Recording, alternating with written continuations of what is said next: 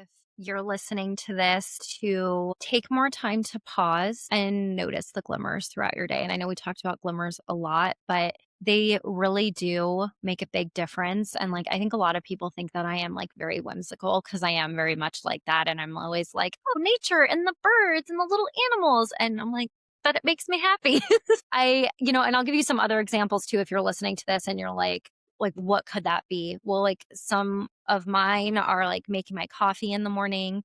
Like that is a whole ritual for me, even though it doesn't really take that long. I have an espresso, but I'm like the way that it smells and I'm like not looking at my phone. Obviously, my bird buddy is like my newest glimmer. But even like, again, I talked about like having like a stone or something that you can feel in your hand. I've shared the three C's of my curating grief approach, which is collect, curate, and create. And I invite you, if you're listening, to think about which phase you feel like you need to spend more time in.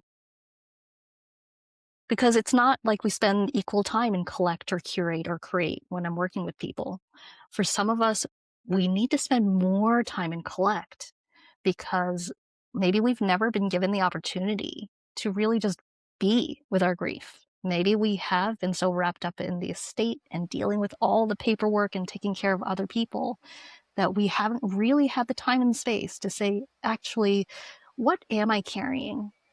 What does feel heavy to me? What needs acknowledging and naming right now?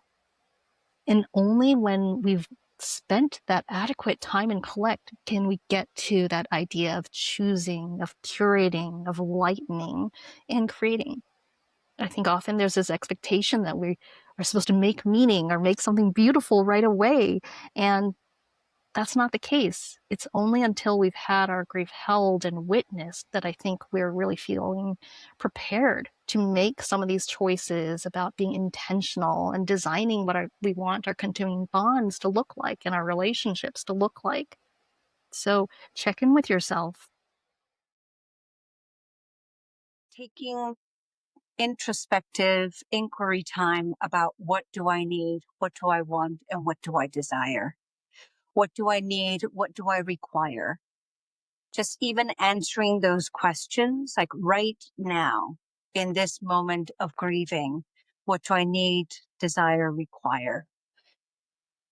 To write it down. We could say it in our head, but then, 10 minutes, we get foggy and grief, right? And Hmm. so write it down. When somebody asks, what do you need right now? You've got the list. And you could say, you know what? My yard is a hot mess. I could really use somebody's help picking it up. Would you be willing to come over? We'll have a cup of tea and then we'll go pick up all the bits and pieces and clean it up and ready it for spring and summer. So I would say just that level of clarity when people ask, because ask they will, you have clarity of what it is that you desire, require, need, and they can provide it for you. So you're fully 100% seen, heard, felt, understood in this process. It's really the key to go inward and feel the feeling and surrender to it. Surrender. And obviously have time for it because you can't surrender at 24/7. You have to go through a daily, mundane things to do. But when you are, whatever you are, surrender to it and open your heart and share with others how you feel because it's a very empowering thing.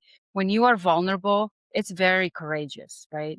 And so when we are courageous, we allowing others to see that we are so human in these moments and we are there for one another. Um, and especially I feel children, like you guys work a lot with children. That's a wonderful thing. And men do not process that very easily either because they have to compose that macho kind of archetype. But we need to teach them how to get into that inner feeling and be okay with that. I think acknowledging the signs when they come through, whether it's a song or a butterfly or a cardinal or a feather or just knowing like wow, I feel like my dad was right here.